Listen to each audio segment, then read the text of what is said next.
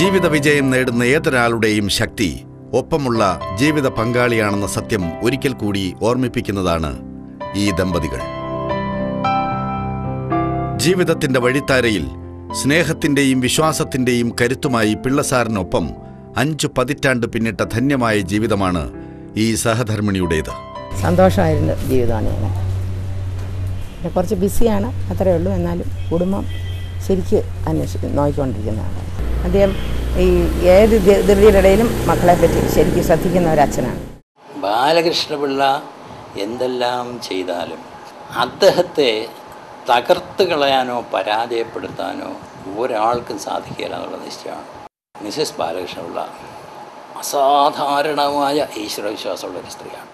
24 മണിക്കൂറും നാമജപമാണ്. അവരുടെ ആ പ്രാർത്ഥനയുടെ ഒരു തീവ്രമായ ഫലം എല്ലാ സമയത്തും അനുഭവിച്ചുകൊണ്ടിരിക്കുന്ന ഒരാളാണ് ബാലകൃഷ്ണപിള്ള. രാഷ്ട്രീയത്തിന്റെയും പൊതുജനസേവനത്തിന്റെയും തിരക്കിനപ്പുറം ആർ ബാലകൃഷ്ണപിള്ള സ്നേഹനിധിയായ ഒരച്ഛനാണ്.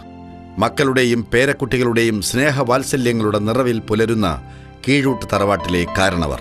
അച്ഛനിൽ നിന്നാണ് രാഷ്ട്രീയത്തിൻ്റെ ബാലപാഠങ്ങൾ പഠിച്ചത്. അച്ഛൻ ജനങ്ങളോട് എങ്ങനെ പെരുമാറുന്നു, ജനങ്ങളുടെ വിഷയങ്ങളെ എങ്ങനെ കൈകാര്യം ചെയ്യുന്നു, സാധാരണക്കാരും പാവപ്പെട്ട ആളുകൾ കടന്നു വരുമ്പോൾ എൻ്റെ വീട്ടിലേക്ക് വരുമ്പോൾ ഈ മുന്നത്തെ വാതിൽ തുറന്നു കിടക്കുകയാണ് എപ്പോഴും.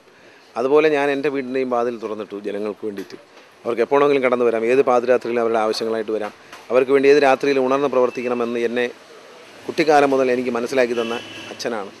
അതുപോലെ ഞാനൊരു സിനിമാ നടനായിട്ട് ഒരു താരമായിട്ടൊക്കെ പലരും എന്നെ കണ്ടിട്ടുണ്ട്. പക്ഷേ അങ്ങനെയല്ല, മറിച്ച് സാധാരണക്കാരും പാവപ്പെട്ടവരും കശുവണ്ടി തൊഴിലാളികളും ഒക്കെ കയറി വരുന്ന അവരുടെ നേതാവിനെ കാണാൻ കയറി വരുന്നൊരു വീട്ടിൽ വളർന്ന ആളാണ്.